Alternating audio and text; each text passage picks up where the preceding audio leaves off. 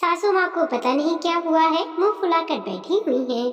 संध्या को हमेशा का रोना था अपनी सासू माँ को लेकर कि उन्होंने तो अपनी जिंदगी अपने हिसाब से जी ली, पर मेरी जिंदगी को भी अपने हिसाब से चलाने की कोशिश कर रही हैं।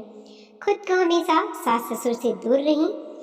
पापा जी की नौकरी के कारण अपनी सारी गृहस्थी अपने हिसाब से चलाई बिना किसी हस्तक्षेप के, लेकिन मेरे साथ ऐसा नहीं है। मैं और मेरा पति सास ससुर के साथ ही रहते हैं। खैर, संध्या के तो ससुर जी अब थे नहीं, बस सासू माँ ही थी। इसीलिए मम्मी जी का तो अच्छा है, अपनी गृहस्थी अपने हिसाब से चला ली बिना किसी हस्तक्षेप के, और मेरा घर भी अपने हिसाब से चला रही है अपने हस्तक्षेप से। आखिर मैं अपनी गृहस्थी कब चलाऊं अपने हिसाब से, यह वजह हमेशा कलह का कारण बनती थी। एक दिन संध्या की सासू माँ कामनी देवी ने सोच लिया था कि अब संध्या जो चाहती है, जैसा चाहती है वैसा ही होगा।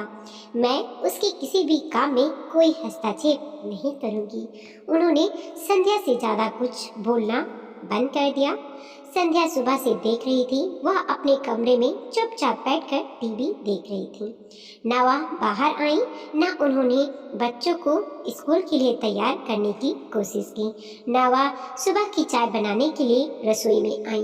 संध्या चुपचाप अपने कामों में लगी हुई थी और सारा काम संध्या के अकेले के कंधों पर पड़ा हुआ था। कामनी देवी ने उसकी कोई मदद नहीं की। इस वजह से बच्चों का स्कूल लेट भी हो गया, क्योंकि बच्चों को स्कूल छोड़ना और लाना कामनी देवी ही करती थी। लेकिन कामनी देवी को कोई असर नहीं हुआ। किसी तरह से जल्दी जल्दी संध्या ने बच्चों को स्कूल और रवि को ऑफिस भेजा और बाकी घर के काम समेटने लगी। थोड़ी देर के बाद संध्या नहा धोकर चाय नाश्ता करने बैठी कि कामवाली आ गई झाड़ू पोछा बर्तन के लिए। रोज तो कामवाली के साथ कामनी देवी लगकर काम करवा लेती थी ताकि वह कोई हाथ की सफाई न कर ले। लेकिन आज कामनी देवी टीवी पर अपना पसंदीदा धारावाहिक देखने में व्यस्त थी और उन्हें कोई ध्यान नहीं दिया। संध्या नाश्ता भी नहीं कर पाई और कामवाली के साथ उसको लगना पड़ा। कामवाली के जाने के बाद उसका नाश्ता भी पूरा ठंडा हो चुका था। बुझे मन से उसने नाश्ता किया और मन ही मन बड़बड़ा रही थी कि माँ को पता नहीं क्या हो गया है। थोड़ी बहुत मदद कर देती थी तो क्या आफत आता था, पता नहीं क्या हुआ है, मुंह फुलाकर बैठी हुई है। सुबह से ना बोल रही है, ना घर पर किसी काम में मदद कर रही है। मैंने तो ऐसा कुछ कहा नहीं है। खैर, संध्या किचन में दोपहर का खाना बनाने के लिए चली गई और सब्जियां लाकर कामनी देवी के आगे रख दी कि वह काट देंगी। थोड़ी बहुत मदद मिल जाती है तो खाना जल्दी बन जाता है। थोड़ी देर के बाद संध्या ने देखा कामनी देवी ने सब्जियों को हाथ भी नहीं लगाया है। वह चुपचाप सब्जियां उठाकर ले गई और खुद ही काटने लगी बड़बड़ाती हुई। तब तक बच्चों को स्कूल से लाने का वक्त भी हो गया और देखा कामनी देवी बच्चों को स्कूल से लाने के लिए अभी तैयार तक नहीं हुई थी। संध्या जल्दी से बच्चों को लेने के लिए स्कूल निकल पड़ी, क्योंकि वह समझ चुकी थी कि कामनी देवी नहीं जाने वाली। बच्चे आ गए, बच्चों को खाना दिया, सासू माँ को खाना दिया। उन्होंने चुपचाप खाना खा लिया। संध्या खुद खाना खाने बैठी थी कि कामवाली दोबारा आ गई दोपहर के बर्तन साफ करने। फिर वही हुआ, संध्या को खाना छोड़कर उसके साथ लगना पड़ा और फिर उसके जाने के बाद संध्या अपना खाना खा पाई और खाना पूरी तरह से ठंडा हो चुका था। संध्या ने बड़बड़ाना चालू रखा। पता नहीं बिना बात मुंह फुलाकर बैठी हुई है, लेकिन सासू माँ कुछ भी बोलने को तैयार नहीं थी और अपने में मस्त थी। शाम को बच्चों को ट्यूशन छोड़ने सासू माँ जाती थी और खुद पार्क में टहलती थी।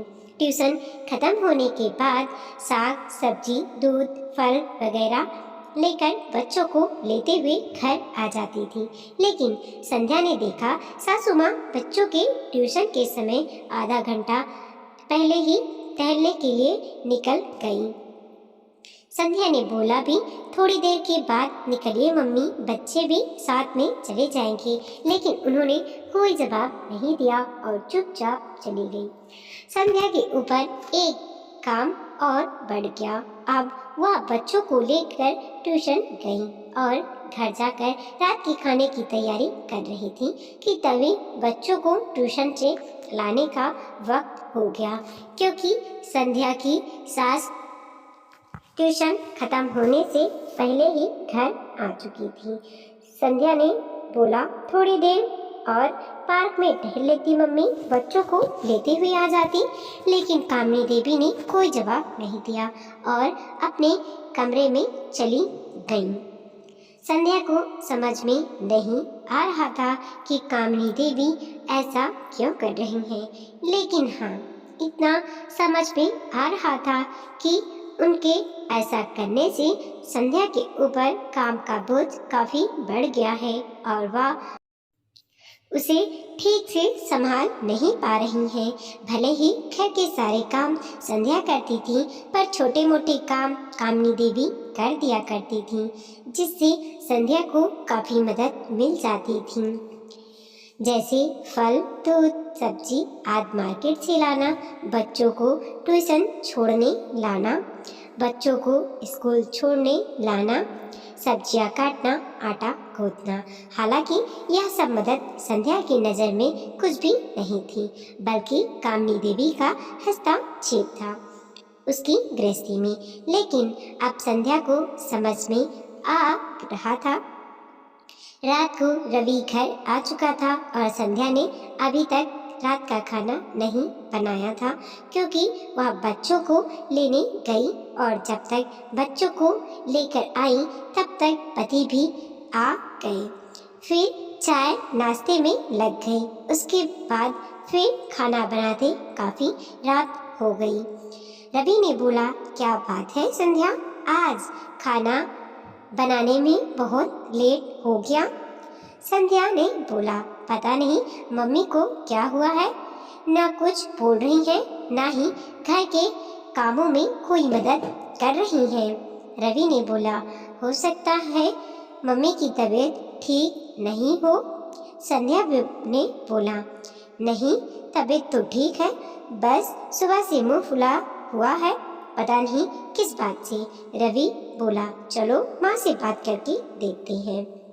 रवि और संध्या माँ के कमरे में पहुँचे और कामिनी देवी से रवि ने पूछा, मम्मी क्या बात है, हमसे कोई गलती हो गई क्या?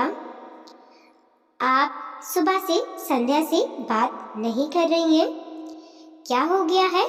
कामिनी देवी ने बोला, बेटा हुआ तो कुछ भी नहीं है, बस संध्या को हमेशा इसी बात का रोना रहता है ना कि मैंने अपनी जिंदगी तो अपने हिसाब से जी ली, बिना अपनी सास के दखल अंदाजी की, क्योंकि मैं उनसे दूर रहती थी। पर बेचारी संध्या को मेरी दखल अंदाजी बर्दाश्त करनी पड़ती है, तो मैंने सोच लिया है कि रोज रोज के क्लास से अच्छा है कि मैं अपनी दखल अंदाजी कम कर दूं और ऐसा माहौल बना दूं कि मैं इस घर में हूं ही नहीं और संध्या अपनी गृहस्थी अपने हिसाब से चलाए बिना मेरी दखल अंदाजी की। इसलिए मैंने सुबह से कुछ भी नहीं बोला और सारे काम वह खुद कर रही है अपने हिसाब से। संध्या ने बोला, मम्मी मेरा वह मतलब नहीं था, मैं तो बस ऐसे ही गुस्से में कभी कभी बोल देती हूँ। कामिनी देवी ने बोला, देखो बेटा, अकेले रहने में भले ही बुजुर्गों की दखल अंदाजी नहीं होती है, पर सारे काम भी अकेले के ही कंधों पर होते हैं और उन्हें मैनेज करना पड़ता है। हाँ, मैंने मेरी सास की दखल अंदाजी नहीं झेली, लेकिन जो आज तुम्हारा हाल हुआ है ना, पूरी जिंदगी मैंने इसी हाल में गुजारी है।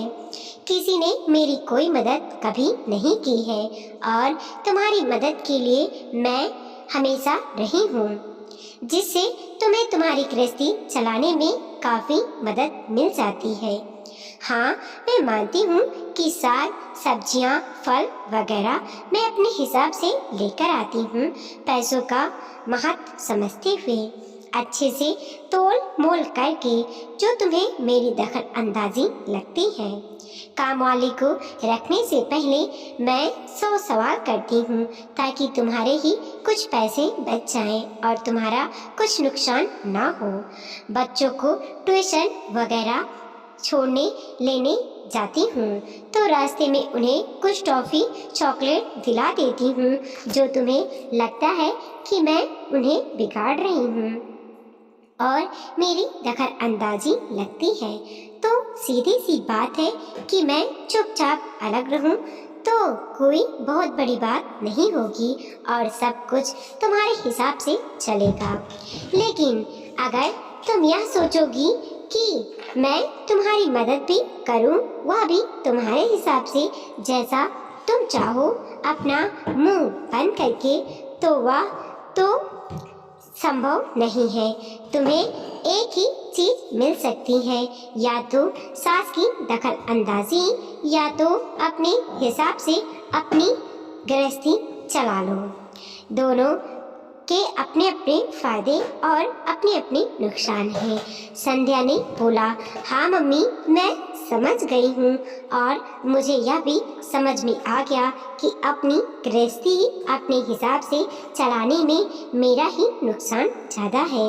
आप भले ही दखल अंदाजी करती हैं, लेकिन आप मेरी बहुत मदद कर देती हैं और हमारा काफ़ी नुकसान होने से भी बचता है। मुझे माफ़ कर दीजिए मम्मी, आज मुझे अपनी गलती का एहसास हो गया है। प्लीज़ आप जैसे रहती थी वैसे ही रहिए और अब मैं कभी ऐसी बातें नहीं करूँगी। आज संध्या को समझ में आ गया था कि बुजुर्गों का घर में क्या स्थान है और उनके बिना घर चलाना कितना मुश्किल है। वीडियो को लाइक कीजिए, कमेंट कीजिए और अपने दोस्तों के साथ ज़रूर शेयर कीजिए। चैनल पे नए हैं प्लीज़ सब्सक्राइब कीजिए और देखते रहिए मोटिवेशनल स्टोरी।